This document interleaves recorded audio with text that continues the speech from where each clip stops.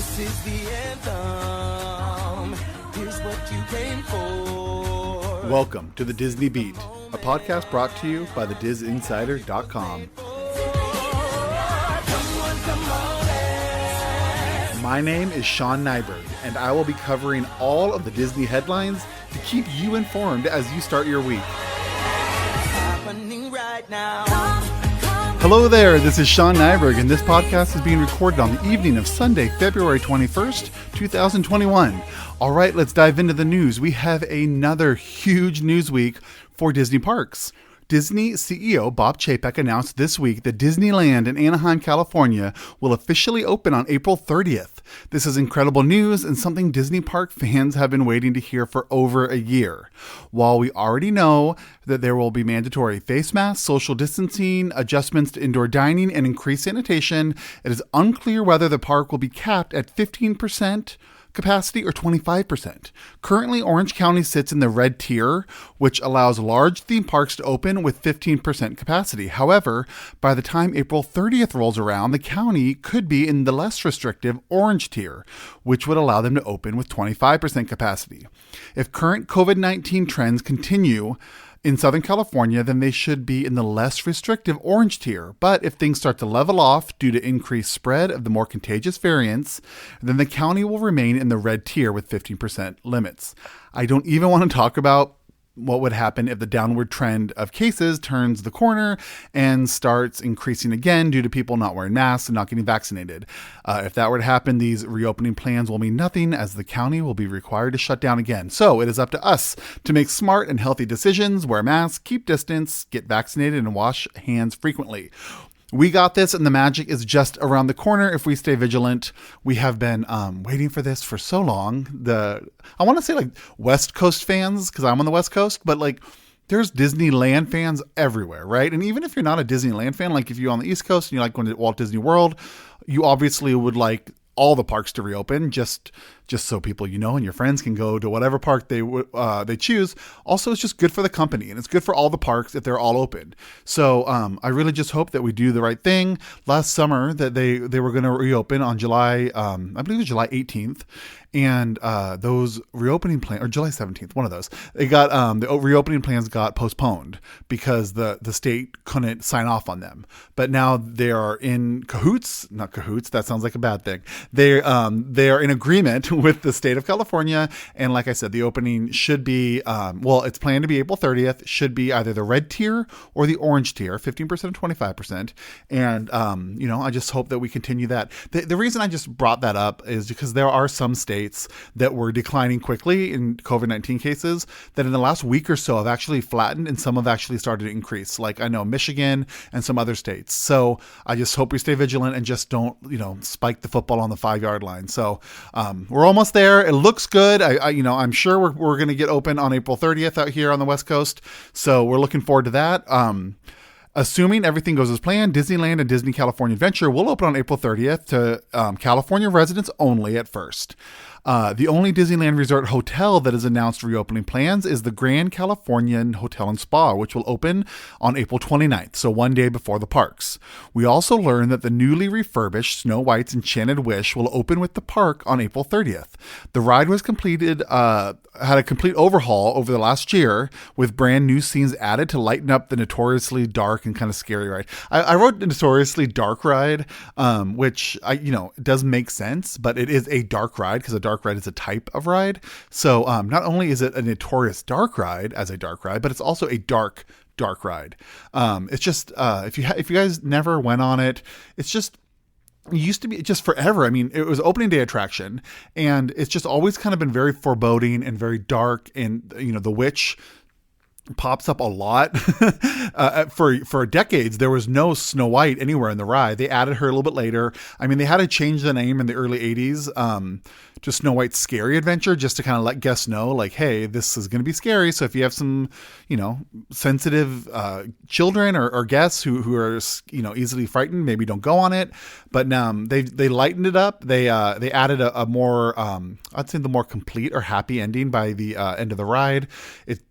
Prior, it was just like, I mean, it's very unclear what happened to the ride at the end of it before this change. It was like flash, bang, boom, and it was like boom, it was over, and it was like, wait, did the witch get struck by lightning, or did the witch actually drop the boulder? Like, what happened? So this the new ride is going to have a more complete ending with Snow White having, with her prince, which I don't know why we're not past that kind of, that storyline that, we need a man to come in and kiss you and then everything's going to be better. But nonetheless, that's the story. So they're going to add that to the end to give it a more complete story. And they also added lighter elements throughout, some new lighting effects, new props and everything. So that's really cool. I'm really excited to see that. If you go to the Disney Insider, some earlier posts we have kind of show some images and some video that Disney has released showing these some of these new updated scenes. But I'm just really excited to get a full ride through when people are allowed to go back. I won't be there initially.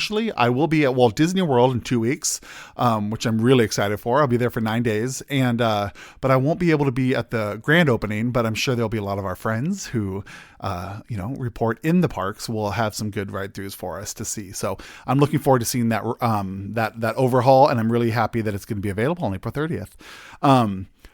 So what will not be available is Avengers Campus. It is done, but they're gonna. I think we talked about this last week. They're gonna postpone opening that until later in the year. We don't know if that means later in the summer or fall, but for a myriad of reasons, they're going to postpone it, which I think makes sense. Especially, if they're opening at 15 or 25% capacity, that's such a low number that, like, revealing a brand new land and one of the most popular properties currently right now just doesn't really make sense. So if I was in charge, which I should be, no, if I would make the same decision too. I would say, open it up later in the year when we can have a bigger and more festive kind of grand opening versus just kind of a soft open that kind of bleeds into just a regular open, and then it doesn't get that like big pop of new guests and excitement. So also though, if I ran everything, I probably already would have visited Avengers Campus. I would have already ridden Web Slinger Spider-Man Adventure, and I just would have said, hey, let's never open it, and I'll just ride it by myself. So anyways, we'll be watching all the news surrounding the reopening down in California here on the Disney Beat podcast and over at the Disney Insider. So, stay close, and we'll be reporting everything, because it's gonna be a lot of news. Like with the reopening of Walt Disney World last summer and all the changes they've done since then till now, there's going to be, just that weekly bit of news about, what they're allowing now, how the capacity's changed, what rides they're opening, yada, yada, yada. So stay close, and we'll be reporting all that so you guys can be, up to date with everything. As the parks get ready to reopen in California, Disney California Adventure is currently hosting their special ticketed event called A Touch of Disney. The event kicked off a few days ago, and it has been sold out ever since they made tickets available earlier this month. So that's all I'm going to say about it, because if you don't have tickets, you kind of out of luck. So it's happening right now, and a lot of people have gone to it already, and it looks really cool. I've been looking at some of the videos online, and people are really enjoying it. It's it's a food wine. Wine and alcohol, because they serve alcohol at Disney California Adventure. There's photo ops. There's music, remixes. They have a music that they have these brand new remixes for the event. So it's pretty exciting, and people seem to really enjoy it. We also learned that Disney Park employees were not the only cast members heading back to work. Starting July 5th, Walt Disney Company employees will begin to head back to their offices after more than a year of working from home. Staffers at the Burbank office were informed via video message that a select number of workers will be called back into the office, with more expected over the second half of the summer and into the fall. So, I wrote the story for the Disney Insider, and it's just really interesting because since we've been in the pandemic, and especially early on when it was like the hard lockdown back in late March and early April, about 1 year ago from now, so many people had to go virtual, and a lot of companies are like, well, wait, this actually does save us some money, or it's a little more convenient to stay virtual. So there's just a lot of questions in the business community about, hey, are we going to go back to the way things were, where everyone's in an office or in cubicles, or are we going to, maybe stay virtual, or are we going to do kind of, half the people can be so there's a lot of this uncertainty beyond being safe. Just if the businesses are going to make any changes with their operations based on stuff they learned in the last year. So one thing we do know, though, is that Disney will be bringing back some of their staffers. I strongly believe that there's going to be some people who work for the Walt Disney Company who will retain their jobs, but it's going to be very different. They may not be going back to their office, or if they do go back to their office, they're not going to be traveling as much for work because, everyone's so proficient now with Zoom and Microsoft Meetup or whatever, virtual apps that we use for face-to-face meetings. So anyway, we now know that Walt Disney Company employees in the Burbank offices will be coming back starting July 5th. They're going to start with a small group at first and start bringing more and more people back as the year goes on, assuming that the COVID-19 situation continues to improve. There were a number of cast and crew announcements made this last week, including Noel star Kingsley Ben-Adir will be returning to Disney Plus in an upcoming Marvel Studios series titled Secret Invasion. Secret Invasion follows Captain Marvel and Spider-Man Far From Home and will include Samuel L. Jackson's Nick Fury and Ben Mendelsohn's Talos. Kingsley is playing an unknown lead villain. There is no release date announced for this project. People are very excited. They announced this project, Secret Invasion, back in December when they did the big Disney Investor Day. And so, we're going to get a lot of news on this as it begins pre-production and begins production.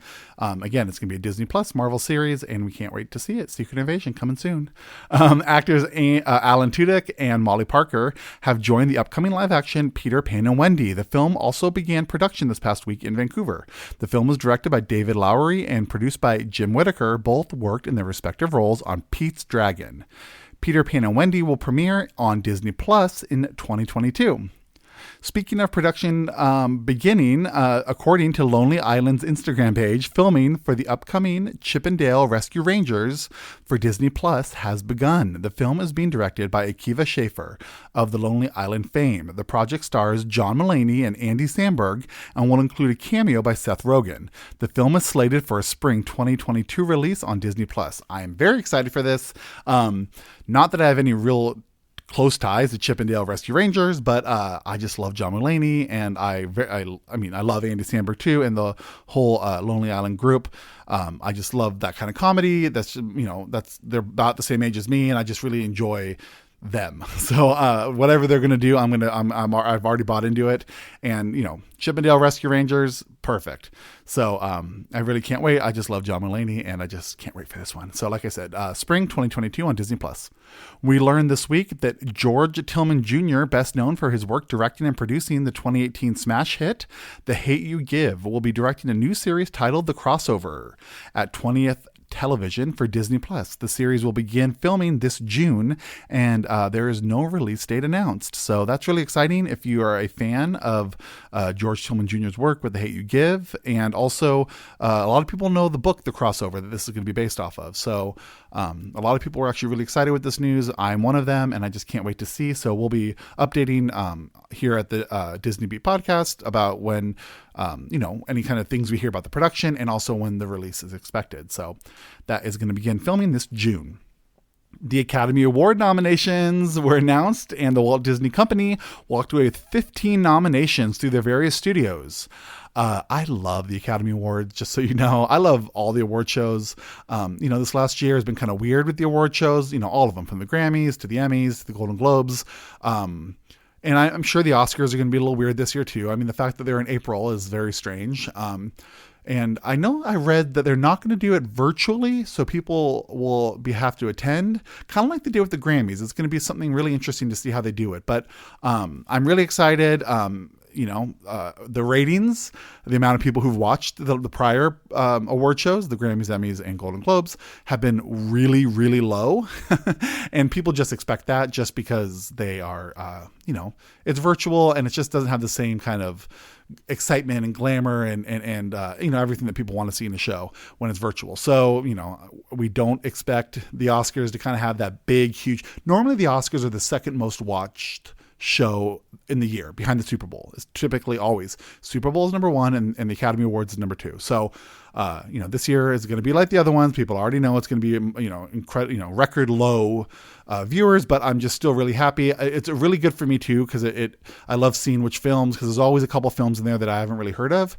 So, I'm really just excited that these are coming up, and I'm happy the Disney Company got 15 nominations. Here are the nominations that they got. So, Nomadland, which is produced by Searchlight Pictures, which Disney owns, got 6 nominations. Best Motion Picture, Best Actress in a Leading Role for Frances McDormand, Best Director for Chloe Zhao, Best Adapted Screenplay but for Chloe Zhao, and Best Editing for Chloe Zhao. Also, Best Achievement in Cinematography for Joshua James Richard. So Chloe Zhao is one of the 2 women that were nominated for Best Director, and it is the first time that 2 women were nominated for Best Director ever in the Academy Awards, I think 96-year-long history, which is, you know, it's 2 things, right? It's amazing. I'm so happy that is happening. Also, though, it's really disheartening that it's taken 96 years. So I'm just really, I mean, also Chloe Zhao, not just because she directed Nomadland, which is a Searchlight Pictures film, and it's, you know, under the Disneyland under the Walt Disney umbrella. It also is.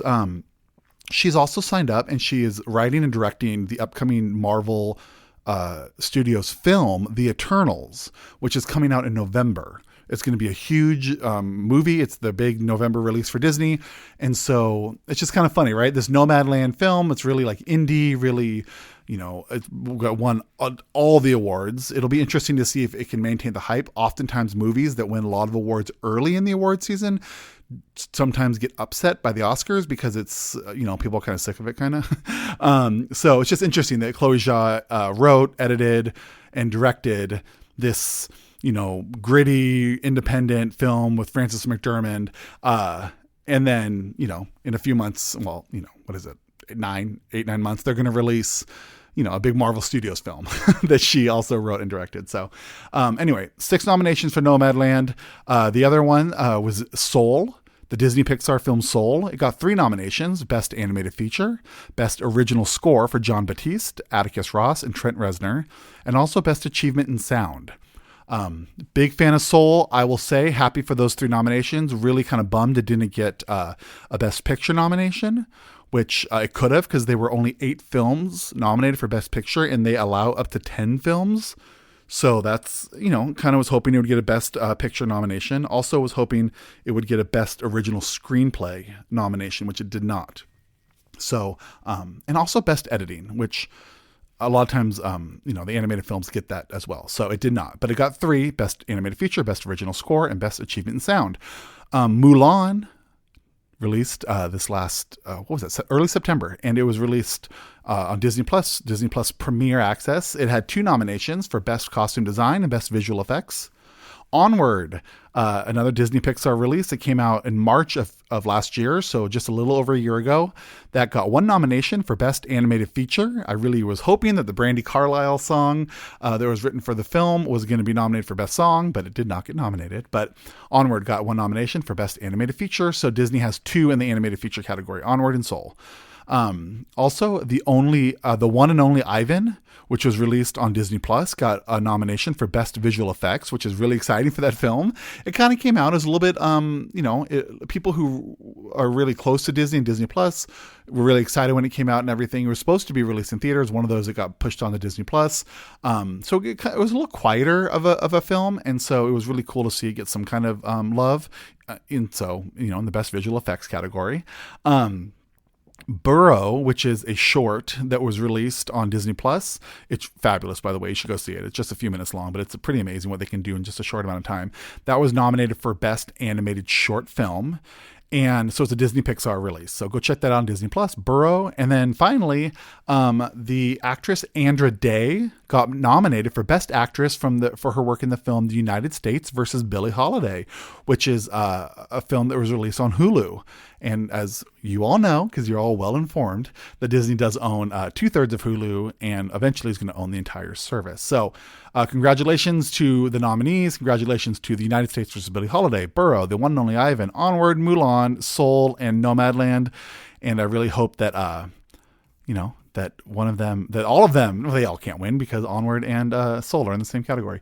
But I just wish them all luck. I really hope Chloe Zhao does win. When she won the Golden Globe for Best Director, I know I mentioned it about a month ago, but she was only the only female to win for Best Director since Barbra Streisand won it for Yentl. That's how long it's been since a female has won Best Director. So I wish her luck at the Oscars, and I wish all these films luck. They're all fantastic films. So this year's Academy Awards will be televised on ABC, Disney-owned ABC, and will be April 25th, 2021 at 8 o'clock. So April 25th, ABC, 8 o'clock Eastern, 5 o'clock Pacific. Speaking of, I wanted to remind you to please visit thedisinsider.com to see a number of features that were not discussed on this episode. Over there, you can see the new Loki poster for the upcoming Disney Plus Marvel series Loki. You'll find a first look at Earth Moods coming to Disney Plus for National Geographic, along with a first look at Monsters at Work, an upcoming Monsters Inc. series coming to Disney Plus. You can see a new mini trailer for the upcoming film Cruella, and a review of The Falcon and the Winter Soldier. So go check them all out. And just today, Sunday, we posted a breakdown with photos and a whole itinerary, the right word, a whole explanation of A Touch of Disney, the food and drink and character event that I talked about earlier that's happening at Disney California Adventure. There's pictures, there's a description of all the food they have, and it's really cool. So check that out also at thedisinsider.com. And finally, in Disney film news, Walt Disney Animation's Raya and the Last Dragon is currently in select theaters and Disney Plus with Premier Access for an additional fee, as we all know. So you can check those out. But those of you guys who want to own the physical and or a digital copy, you're in luck, because Walt Disney Animation Studios' Epic Adventure arrives on all major digital platforms beginning April 2nd. So the Friday before Easter.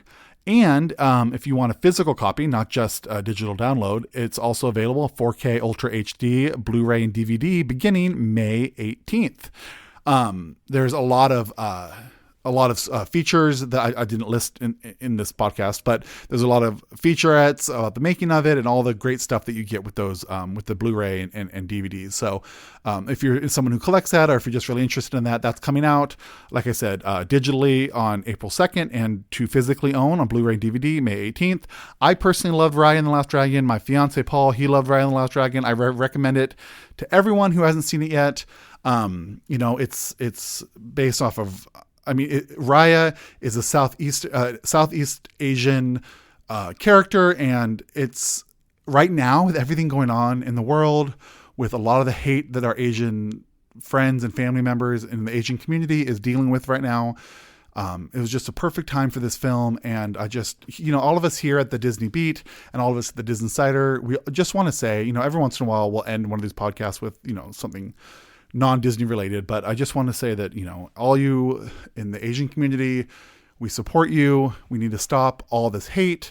We need to stop all the vilification, all these nasty name calling, and some of the horrific stuff that we see that's happening to people in the Asian community with the physical violence and the name calling, the yelling and the shunning and the scapegoating and just the hatred and the bigotry. It just needs to end. We support the Asian community. We support, and we are just very horrified of what we're seeing. And we just want everyone to know that we support the Asian community, and you're loved by us. We support you. And all this just disgusting rhetoric needs to stop, because we're better than this. At least we should be better than this. So with that, I want to say thank you for listening. If you like the show, please rate and review it wherever you listen. These ratings help the show find new listeners, and we hope that we have earned a 5-star review. We also ask that you share the podcast with friends and family who love Disney. All stories can be found at thedisinsider.com. Follow us on Twitter and Instagram at the handle The Diz Insider, or on Facebook by searching The Diz Insider. You can follow me, your host, Sean Nyberg, on Twitter, Facebook, and Instagram at Sean Nyberg, all one word, SeanNyberg. I also co-host the Disney podcast, Walt's Apartment, that comes out every Thursday, and the Disney Parks theme podcast, Extra Magic Hour, which is released every other Friday. So check those out. Thank you again for listening. I will see you here again next week for another edition of the Disney Beat Podcast. My name is Sean Nyberg. Have a fantastic week.